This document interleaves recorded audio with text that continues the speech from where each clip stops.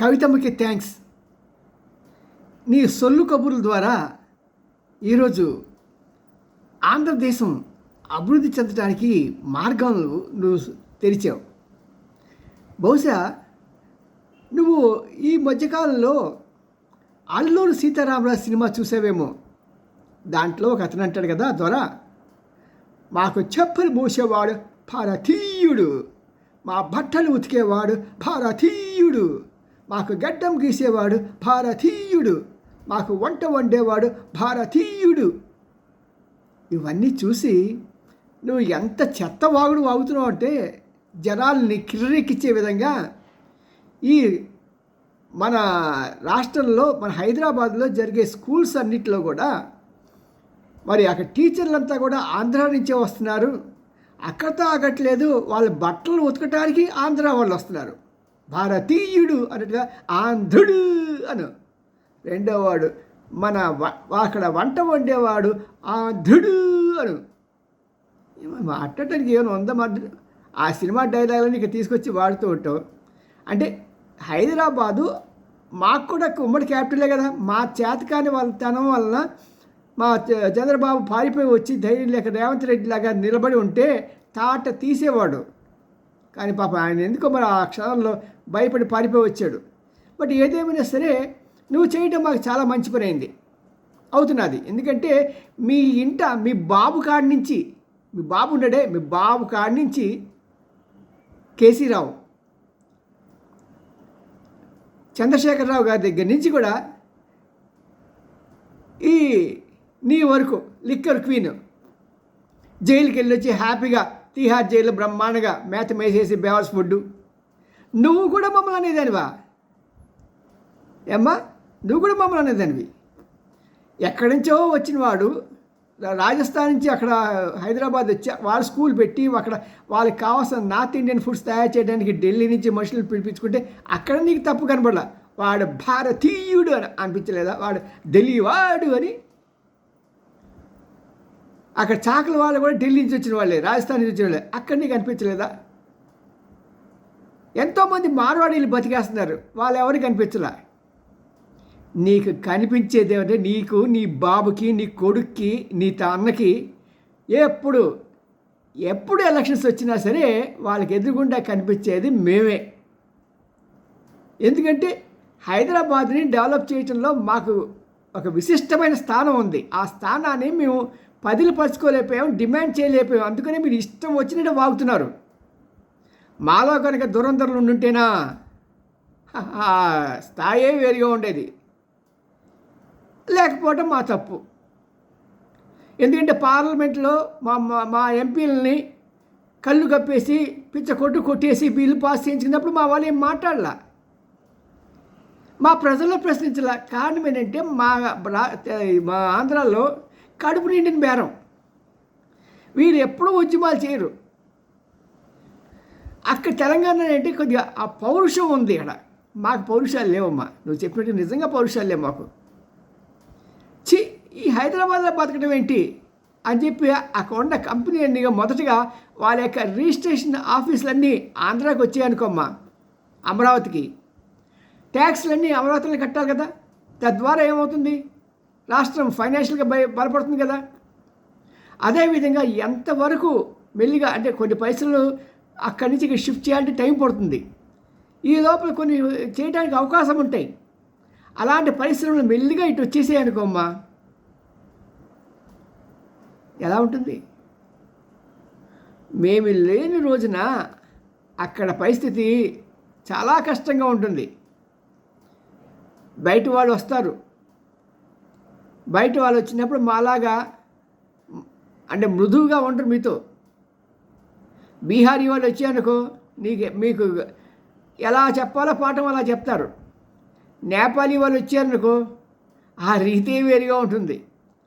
పెద్ద పెద్ద పోలీసు వాళ్ళకే, ఎందుకంటే మీకు పని వాళ్ళు కావాలి. మేము లేకపోతే, మా చాకల వాళ్ళు లేకపోతే, మా పరమ్మాయిలు లేకపోతే, మా కూరలు అమ్మే వాళ్ళు లేకపోతే మీకు పరమ్మాయిలు కావాలి. ఇంత కావాలి కదా. ఎక్కడి నుంచి వస్తారు? వీళ్ళే వస్తారు. అప్పుడు తెలుస్తుంది ఆంధ్ర వాళ్ళు లేకపోవటం మాకు ఎంత నష్టమైంది. ప్రతి అడ్డగాడి కూడా తన రాజకీయ జీవితం ఎదగటానికి ఆంధ్ర వాళ్ళ సమాధుల మీద వాళ్ళ పునాదులు కట్టుకోవాలని చెప్పి వాళ్ళు ప్రయత్నం చేసి వాళ్ళు సక్సెస్ అయిన కాడి నుంచి ఆఖరి జైలులో పప్పుకూడు తిన్న ఈ కవితమ్మ వరకు తెలుగు వాడి సమాధి మీద తన పునాదులు వేసుకోవాల్సి వస్తున్నది. ఇప్పుడు ఏం చెల్లదు. తెలంగాణ ప్రజలు కూడా వాస్తవం తెలిసిపోయింది, వాళ్ళకి అర్థమైపోయింది. ఈ రాజకీయ నాయకుల సంగతి చూశాడు, మీ బాబు సంగతి చూసుకున్న తర్వాత ఒక్కడు ఉద్యమం చేసిన వాడికి ఒక్కడికి బాగుపడలేదు. ఉద్యమాన్ని వ్యతిరేకించిన వాళ్ళకి మంత్రి పదవులు ఇచ్చి ఆయన పాటు కూర్చోబెట్టుకున్న సంగతి ప్రజలు గ్రహించారమ్మా. ఎంతకాలం మీరు డార్క్లో ఉంచుతారు? ఈరోజు మాధ్యమాలు పెరిగాయి, అందరినీ ఎడ్యుకేట్ చేశారు. టీవీ ప్రతి చోట ఉంది, టీవీ లేదా మొబైల్ ఉంది, మొబైల్ ఉన్న చోట ప్రతి వార్తా ప్రసారం బయటికి వెళ్తున్నది. ఇదివరకులాగా తెలంగాణ వాళ్ళు మీరు ఏదో చెప్తే ఉప్పొంగి తెలంగాణలాగా వచ్చి ఒక ఎవరు ఆంధ్ర వాడు కనిపిస్తాను కొట్టేద్దాం, అది లేదు. మీ తప్పు అంచనా అంటే మీ తెలంగాణ ప్రజలు బుర్రలేని వెధవులని మీరు అనుకుంటున్నారు. అక్కడే సమస్య. ఈసారి మన ఎలక్షన్లో ఓడిపోవడానికి మీకు అదే సమస్యదే. ఇది తెలుగుదేశాన్ని తీసి ఇక్కడి నుంచి తుడిచిపడేస్తామని అదిరించో బెదిరించో మీరు గెలిచేస్తారు అనుకున్నారు. ఏమైంది? తెలుగుదేశం పార్టీ ఓట్లు అన్నీ కూడా సాలిడ్గా ఉన్న ఓట్లన్నీ కూడా రేవంత్ రెడ్డికి పడ్డాయి. సంక్రాంతిపోయింది ఎవరు? నువ్వు, నీ బాబు, నీ అన్న. అర్థమైందా? అర్థమవుతుందా చెప్పేది? మరి ఇంకా ఇంకా ఇంకా రోజుకొకటి పూటకొకటి నువ్వు చెప్పడం, ఇలాగ మమ్మల్ని హింసించడం వలన మా వాళ్ళని మన బాలకృష్ణ చాలా హర్ట్ అయ్యాడు. సినిమాల్లోట హైదరాబాద్ వాళ్ళు 70% రెవెన్యూ ఇస్తున్నారంట, 30% రెవెన్యూ ఏమో ఆంధ్ర నుంచి వస్తున్నారంట. నీ బుద్ధిపూర్వం ఉందా? తెలియనప్పుడు ఎందుకు మాట్లాడతావు? నీ మాటలు నాకు ఎలా అనిపిస్తాయంటే, ఆర్కే ఇంటర్వ్యూలో అతను అడిగాడు, అమ్మ నీ చేయి వాచి ఏంటంటే నువ్వు కంపెనీ పేరే చెప్పావు. చెప్పినప్పుడు ఎంత అంటే 20 లక్షలు. అమ్మా 20 లక్షలా? ఏమండి మాకేంటి, మేము చిన్నప్పటి నుంచి మేము కోటీశ్వరులం అని. చిన్నప్పటి నుంచి మీరు కోటీశ్వరులా? ఏమా 20 లక్షలు ఇది వాచి పెట్టి అంత లెవెల్ మీకుందా? చంద్రశేఖరరావు గారు ఆ ల్యాంబ్రెట్ స్కూటర్ వేసుకొని అసెంబ్లీకి రావడం తెలియదు జర్నలిస్టులు మాలో చాలామందికి తెలుసు. మరి నువ్వేమో బ్యూటీకి పెట్టుకొని తర్వాత రంగులు ఇవి నెయిల్ పాలిష్లు ఇవన్నీ అమ్మటం మాకు తెలిసిందే కదా. నేను వాటిని కించపచ్చట్లా, కానీ ఆ పొగరమో సమాధానం చూసావా, చాలా తప్పది. 70% ఆంధ్ర నుంచి వస్తాయమ్మా రెవెన్యూ. నువ్వు వెరిఫై చేయి.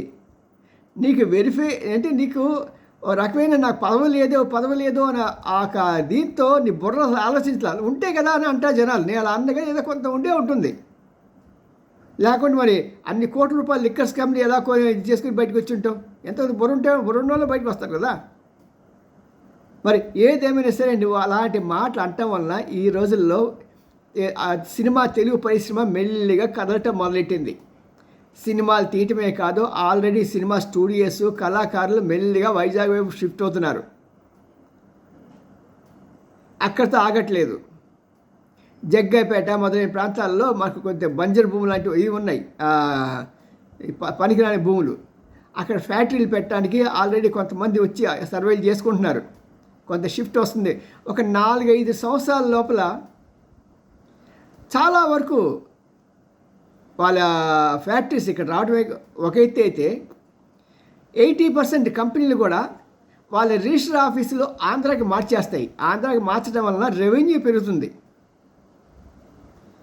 ఏంటొచ్చింటే మా చంద్రబాబు గారు ఇంకా పొద్దు నుంచి రాత్రి వరకు మీటింగ్లు పెట్టకుండా, ఆ తర్వాత ఈ ఊరు ఆ ఊరు వెళ్లకుండా ప్రజలంతా చూసేది ఒకటే ఒకదానికోసం చూస్తాను. నువ్వు అది చేసావా ఇది చేసావా అని ఎవరు చూడలా. చూసిందల్లా ఒకటి, అమరావతి కడతాడా లేదా అనేది. ఆ అమరావతి కట్టాడు అనే సంగతి కాన్ఫిడెన్స్ కనుక ప్రజలకు వచ్చిందంటే మళ్ళీ నెక్స్ట్ ముఖ్యమంత్రి ఆయనే. దానికి ఆయన ఏం చేయాలి? వారానికి ఒక రోజు ఎక్కడ పని జరుగుతున్నదా అక్కడ కూర్చొని ఏంటి వాట్ ఈస్ ది ప్రోగ్రెస్ అక్కడే మీటింగ్ పెట్టు, అక్కడే మాట్లాడు, అక్కడే ప్రాక్టికల్ చూడు, ఎంత పర్సంటేజ్ ఇచ్చిన వర్క్లో ఎంత పర్సంటేజ్ వర్క్ అయ్యింది అనేది అక్కడే చర్యలు తీసుకో. ఎందుకు వర్కర్స్ దొరకట్లేదు అని చెప్పి వాళ్ళు బీబీసీగా చెప్తున్నది. వాళ్ళు చెప్పే కారణం ఏంటి? ఎండల పాడా డబ్బులు ఇవ్వకుండా పోవటం ఒకటి, ఈ సబ్ కాంట్రాక్టర్లు.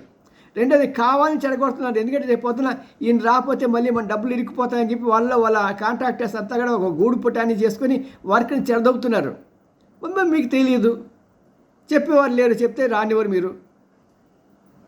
మీరు వారానికి ఒక్కరోజు అక్కడ కూర్చొని కాంట్రాక్టర్స్తో మాట్లాడండి. ఆ స్పాట్లో మీరు ఉండండి రోజంతా. కుప్పంలో 3 రోజులు ఉన్నారు కదా, అమరావతిలో వారానికి ఒక రోజు ఉండలేరా? చేస్తే విజయం మీదే. విజయం సంగతి పక్కన పెట్టండి. తెలుగుదేశ ప్రజలకి ఒక రాజధాని ఉంటుంది. బయట రాష్ట్రాల్లో ఉన్న తెలుగు బిడ్డలకి ఇవాళ కాకపోతే రేపైనా సరే నా రాష్ట్రంలో నేను వెళ్ళి పని చేసుకోగలుగుతాను, నాకు ఉద్యోగాల అవకాశాలు దొరుకుతాయి. ఈ పరాయి రాష్ట్రం ఎలాగా పరాయిదే కదా, సౌత్ తల్లే కదా, తల్లే కదా అనిపిస్తుంది కదా. మరి ఎనిహో థ్యాంక్స్ కవిత, నువ్వు అలాంటి చెత్త మాటలు మాట్లాడటం వలన మాలో పౌరుషం లేని మాకు కూడా పౌరుషాన్ని రేకెత్తిచ్చావు. See you me and Ramji. ఇది వాస్తవమా కాదా మీరు చెప్పండి, నిర్భయంగా చెప్పండి. ఏం పర్వాలేదు, ఎవరు పీకుతారండి బాబు, వాళ్ళ అన్న ఎవరు ఎప్పుడు అవసరం మనమే పడి ఇవ్వడం కానీ వాళ్ళ పక్క వాళ్ళు దోచిపోతున్నాయి ఏమనరు. ధైర్యంగా సమాధానం చెప్పండి. మీ వాళ్ళు ఎవరు ఉంటే హాయిగా ఇక్కడికి వచ్చి రిజిస్టర్ ఆఫీస్లో పెట్టమని చెప్పండి, ఇక్కడ ట్యాక్స్ కడతారు. బాయ్.